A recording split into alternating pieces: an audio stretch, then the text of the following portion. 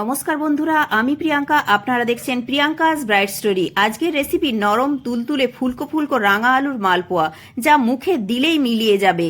রাঙা আলুর মালপোয়া খেতে আমরা সবাই ভালোবাসি, আর এই মালপোয়া দোকান থেকে বা মেলা থেকে অনেক বেশি দাম দিয়ে কিনতে হয়।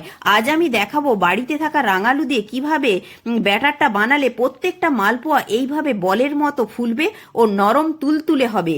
তার আগে প্রিয়াঙ্কাস ব্রাইট স্টোরি চ্যানেলে নতুন বন্ধু হয়ে থাকলে চ্যানেলটি সাবস্ক্রাইব করে সম্পূর্ণ ভিডিওটি দেখার অনুরোধ রইল। থাকবে অনেক টিপস অ্যান্ড ট্রিক্স। রাঙালুর মালপোয়া বানানোর জন্য এখানে আমি 4টে রাঙালুকে ধুয়ে ছাড়িয়ে নিয়েছি। এবার রাঙালুটিকে আমরা একটি স্টিমারের মাধ্যমে সেদ্ধ করে নেব। রাঙালুকে কড়াতে বা প্রেসার কুকারে জল দিয়ে সেদ্ধ না করে এইভাবে স্টিমারের মাধ্যমে সেদ্ধ করে নিলে রাঙালুর যে কোনো রেসিপি যেমন খেতে ভালো লাগবে, ঠিক তেমনি রাঙালুর পুষ্টি গুণটাও বজায় থাকে। রাঙালুটা ওইদিকে সেদ্ধ হোক, এদিকে আমরা একটা ব্যাটার বানিয়ে নিই। প্রথমে 1 কাপ নিয়ে নিচ্ছি সুজি। সুজিটা বড় দানাই হোক বা ছোট দানাই হোক, সুজিটাকে মিক্সিতে গুঁড়ো করে নিতে হবে। এবার সুজির গুঁড়োটাকে আমরা বড় মিক্সি জারের মধ্যে দিয়ে দিলাম। এবার নিয়ে নিচ্ছি 1 কাপ চিনি, তাতে দিয়ে দিচ্ছি 2টো এলাচের দানা। মিষ্টিটা আপনারা কমিয়ে বা বাড়িয়েও নিতে পারবেন। এবার চিনির গুঁড়োটাকে আমরা দিয়ে দিচ্ছি আগে যে বড় মিক্সার জারের মধ্যে সুজির গুঁড়োটা রেখেছিলাম তার মধ্যে। এবার নিয়ে নিচ্ছি 1 কাপ ময়দা ও 1 কাপ হালকা গরম দুধ। আমি এখানে সবই 1 কাপ 1 কাপ পরিমাণে নিয়েছি। আপনারা যে কোনো কাপ বা বাটি মাপ করে সবই সম পরিমাণে নেবেন, তাহলে ব্যাটারটা খুব সুন্দর হবে। সব কিছুকে একসঙ্গে ঘুরিয়ে নিলাম। ব্যাটারটার ঘনত্বটা দেখুন, আমি দেখিয়ে দিচ্ছি। খুব বেশি ঘনও হবে না, আবার খুব বেশি পাতলাও হবে না, ঠিক মিডিয়াম ঘনত্বের করতে হবে। একদিকে রাঙালুগুলোকে সেদ্ধ করতে দিয়েছিলাম, হয়ে গেছে, একটু ঠান্ডা করে নিয়েছি। এবার ওইগুলোকেও মিক্সিতে আমরা পেস্ট বানিয়ে নিচ্ছি। দেখুন, রাঙালুর পেস্টটিও খুব সুন্দরভাবে হয়ে গেছে। এবার যেই ব্যাটারটা আমরা আগে বানিয়েছিলাম ওর মধ্যে দিয়ে দিচ্ছি রাঙা আলুর পেস্টটি, আর দিয়ে দিব হাফ বাটি নারকেল কোড়া, আর দেব 1 চামচ হালকা গরম করে ভেজে নেওয়া মৌরি। এবার সবগুলোকে আরেকবার আমরা মিক্সিতে ঘুরিয়ে নিয়েছি। দেখুন, এখন একদম রেডি ব্যাটারটা। এবার একটি বোলের মধ্যে আমরা ঢেলে দেব। এখানে আপনারা অল্প একটু লবণ বা অল্প একটু খাবার সোডাও দিতে পারেন। আমি এখানে লবণ বা খাবার সোডা কিছুই ব্যবহার করলাম না। এদিকে কড়াতে তেল গরম হয়ে গেছে, ওতে দিয়ে দিচ্ছি এরকম একটি পাত্রটাকে হাই ফ্লেমে কড়ায় তেলের সঙ্গে ভালো করে গরম করে নিতে হবে। এবার পাত্রের মধ্যে দিয়ে দিচ্ছি অল্প করে ব্যাটারটাকে একটু চাড়িয়ে নিয়ে আমরা তেলের মধ্যে দিয়ে দেব ভাজার জন্য।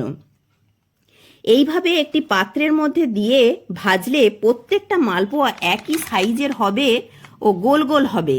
এই টিক্সটা ফলো করলে প্রত্যেকটা মালপোয়া একদম পারফেক্ট হবে। দেখুন, মালপোয়াটি নিজে থেকে আপনা আপনি ছেড়ে গেছে। এবার উল্টে পাল্টে একটু লালচে ব্রাউন করে ভেজে আমরা তুলে নেব। আর একটা মালপোয়া আমি ভেজে দেখিয়ে দিচ্ছি। পাত্রটাকে তেলের মধ্যে খুব ভালো করে গরম করে নিতে হবে, তা না হলে ব্যাটারটা লেগে যেতে পারে। প্রথম 1টা 2টোর ক্ষেত্রে সমস্যা হলেও হতে পারে, আর যদি পাত্রটিকে প্রথম থেকেই ভালো করে গরম করে নেওয়া যায় তাহলে প্রথমটা থেকেই একদম পারফেক্ট হবে। যেমনটা দেখতে পাচ্ছেন, খুব সহজেই ছেড়ে যাবে। আর মালপোয়া ভাজার সময় গ্যাসের ফ্লেমটা মিডিয়ামে রাখতে হবে বা লো টু মিডিয়ামে রেখে ভাজতে হবে, তাহলে ভেতর পর্যন্ত পারফেক্টলি ভাজা হবে। দেখুন, প্রত্যেকটি মালপোয়া একই সাইজের হয়েছে, গোল বলের মতো ফুলকো ফুলকো।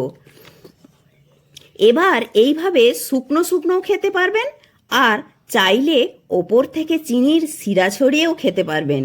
আবারও বলছি, এইভাবে শুকনো শুকনোও খেতে পারবেন, তাও খুব সুন্দর লাগে খেতে। আবার ওপর থেকে এইভাবে চিনির সিরা ছড়িয়েও খেতে পারবেন, তাও খুব সুন্দর লাগে খেতে। চলুন তাহলে চিনির সিরাটা কিভাবে বানালাম সেটা দেখে নেওয়া যাক। কড়াতে দিয়ে দিচ্ছি হাফ কাপ চিনি ও হাফ কাপ জল দিয়ে চিনিটা সম্পূর্ণ গলে যাওয়ার পর 1 থেকে 2 মিনিট ফুটলেই হবে। জাস্ট হাত দিয়ে চেক করে নেবেন, একটু চ্যাটচ্যাটে হবে, তাহলেই হয়ে যাবে। কোনো রকম একতার বা দুতার করার দরকার নেই।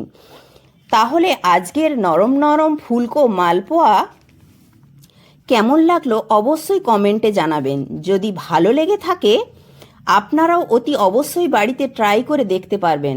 আশা করছি আপনাদেরও ভীষণ ভালো লাগবে। আমি একটি ভেঙে দেখিয়ে দিচ্ছি। ঠিক যেমন গোল বলের মতো হয়েছে, ঠিক তেমনি ভেতরটাও একদম ফাঁপা। আর একটি লাইক অবশ্যই করবেন, আর বন্ধুদের সাথে প্রচুর প্রচুর শেয়ার করবেন। প্রিয়াঙ্কাস ব্রাইট স্টোরি চ্যানেলের নতুন বন্ধু হয়ে থাকলে চ্যানেলটিকে সাবস্ক্রাইব করে পাশে থাকা বেল আইকনটি অবশ্যই প্রেস করে দেবেন। এবার গরম চিনি শিরার মধ্যে আমি 4টে ভিজিয়ে রেখেছিলাম 1 ঘন্টার জন্য। 1 ঘন্টা পর দেখুন মালপোয়াগুলি একদম নরম তুলতুলে হয়ে গেছে, ভেতর পর্যন্ত রস ঢুকে গেছে, যা মুখে দিলেই মিলিয়ে যাবে। অপূর্ব খেতে হয়। ভিডিওটি শেষ পর্যন্ত দেখার জন্য সকলকে ধন্যবাদ। প্রত্যেকে ভালো থাকবেন, সুস্থ থাকবেন।